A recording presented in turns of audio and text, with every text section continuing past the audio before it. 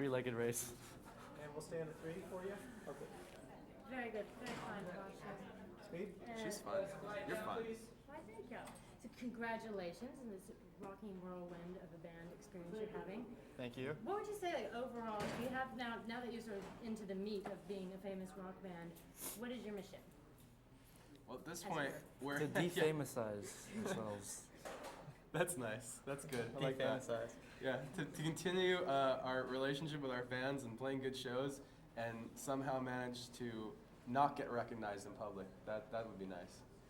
But I don't think that's going to happen anytime soon. And what about with the music? How have you seen it evolve so far from album 1 to album 2? It sounds like there's been a lot of, I mean, what an incredible experience and learning curve you've probably had in the past couple of years. How has it changed? We're starting to learn how to put a song together.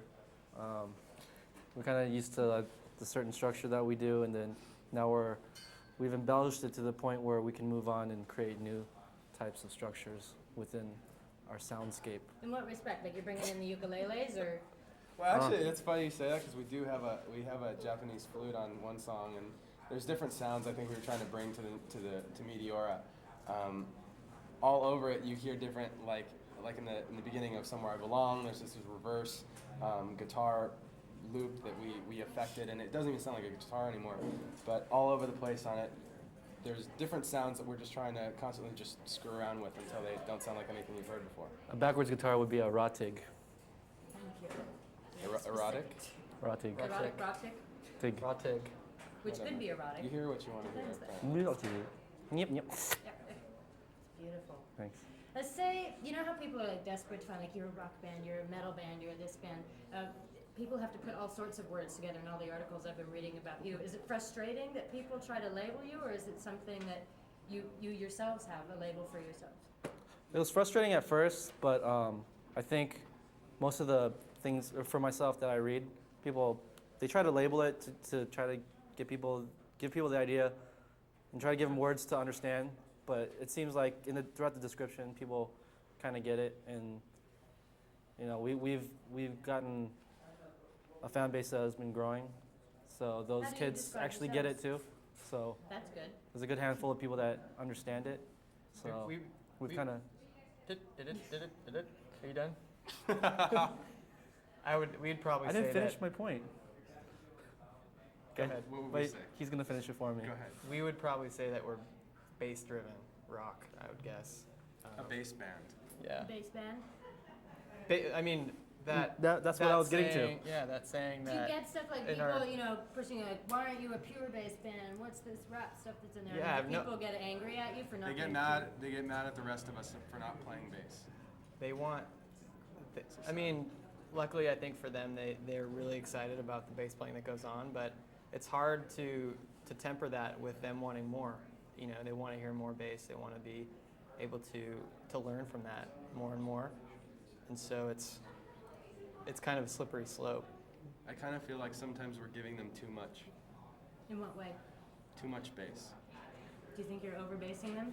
Maybe. I used to be. It's not a basic question. I was never a fan of the bass at all, and by hanging out with these guys for the past 5 years, or it feels like a million years, I'm starting to like the bass a little bit now. You asked. Weird. The rhythm is Can gonna I get can I change my answer about what we're about? We're about killing jokes until the interview's over, pretty much. Because we'll just run with this one until that camera turns. Come on, off shake your live. body, baby, do that conga. One more time, exactly. See, the rhythm is gonna get you. You can't Wow. fight it. Okay, what about lyrics? I was reading this article about you all day and saying, you pretty much used up your angst, and what are you going to write about next? Is it about angst, or can you be angry about things outside of? I don't think our albums are just about angst.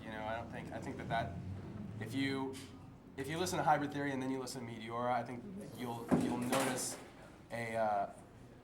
you'll notice a lot of differences in the topics that we're talking about. Specifically in like Somewhere I Belong, it's a lot more. That's probably the most optimistic song we've written. Other songs like Nobody's Listening, there's a lot of confidence in there. Might as well come through. Oh yeah, come on down. Is there a way to stop that? Turn up the air conditioning. And it's okay, I was gonna cough anyway. We might have to start this over. No. What's a footsie? Like the game footsie? Securities and exchange. Oh, I thought you meant like playing footsie. Oh, no, what about that though? See, it's what you want to Wait, hear. what's that? Obscurities and FTSI? Securities, Federal Trading Securities Exchange. Investigation. That's E. Investigation. All right. You can't have an N excavations. Excavations? Exclamations. Exclamatory. Explanatory. Or we can just go back to Clamato. We're gonna have to investigate this. Okay, so we've got new visual extravaganza coming out. Yes. Your stars will continue to rise. Was it a bit? What's it been like dealing with sort of the public pressure, I guess, of being now famous? Well, I get calls all the time from the public saying, "How do you keep yourself so famous?" And that's not funny. I thought you were gonna say, I get calls all the time saying, "Hey Joe, what's Chester's number?" I know. Yeah, the way I deal with it is like, I have all these kids coming up to me all the time. They're like, Joe, Joe, Joe. I'm like, okay, cool. I go say hi, and they're like, "Where's Chester? Where's Mike?" I'm like, I don't know. Can you get them this night? Come out here. I'm like, yeah, I'll go get them. Oh man. It's actually true. It's Oh, actually wow. really funny. Is it? In our lives, yeah. But I think in general, our fans are pretty cool. We don't get like mobbed all the time and stuff, and we've somehow been able to maintain a certain level of like normality, which is good for us. I think we really appreciate that. Do you feel any sense of responsibility to, I don't know, be good citizens or to adhere to certain codes of conduct that you mightn't have put yourself under? You mean like not jaywalking? Things like that. Yeah, You we don't think- jaywalk. Good. We don't ever do that. In fast food restaurants, I always make sure to bus my own table. Thought that was kind of cool. Always setting a good example. Yeah. It's important. I stopped killing people. Thank God that happened. It's He's a high much time. better person now. So why should anybody go out and buy your DVD? What are they going to get that they wouldn't have in any other thing that they can get now? I think with the DVD, one thing we did want to do was we basically, when we saw what was captured on film on that tour, we were really excited about it, and we thought it represented our live show pretty well, or as well as you can by not necessarily being there in person.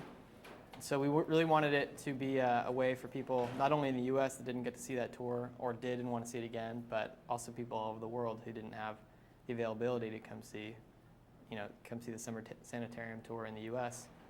Give them the chance to see it, and I think it, 50 songs on the DVD itself, and There's 17 90 there's on- 17 on the DVD and 12 on the CD. So I'm not it's- good with the facts. The numbers are always a little tricky. Yeah. That's a 5-point differential. Absolutely, sir. And I'm not going to fight it. Okay, final question. You've been friends for a long time. You've now are on the catapult to Pleasureland, hopefully. And what would you say is the biggest change or the biggest sort of growth that you've experienced together as both a band and friends? In a nutshell. That's awful. We've That's learned that's so hard to answer. We're just gonna sum it all up for everybody right now. we've learned we've learned how to be patient with each other, because to be a group together on the road and to be doing interviews and a bunch of crap that we do, you have to have a lot of patience. And communication skills. Huh? Mm-hmm. He's good. He's very good. Got it going. No changes? Oh, as far as what I think, yeah, I didn't mean what I said. I was just joking. Talk about saving the world or something. Say something smart. I think it's impossible. Can't do that. We don't have Brad here. Why are you glad you're still in the band? Well, because without me, I don't know that they wouldn't just fight all the time. I'm the one that stops them from fighting. They're That's why always- you're glad you're still in the band? Yeah, because if I wasn't in the band, they'd all kill each other, and I'd be really sad. All my friends would be Yeah. dead. Mike helps us from stop killing one another. I also helped them with their English, but Joe can't help it because he was born in London. In London. You're multicultural. I thought you He's were born in Iceland. Texas. ISIS? Hence the album. I mean the DVD titled "Live in Texas." Yeah. Thank you, gentlemen. Bring it home. Thank you for your time. All right. And we're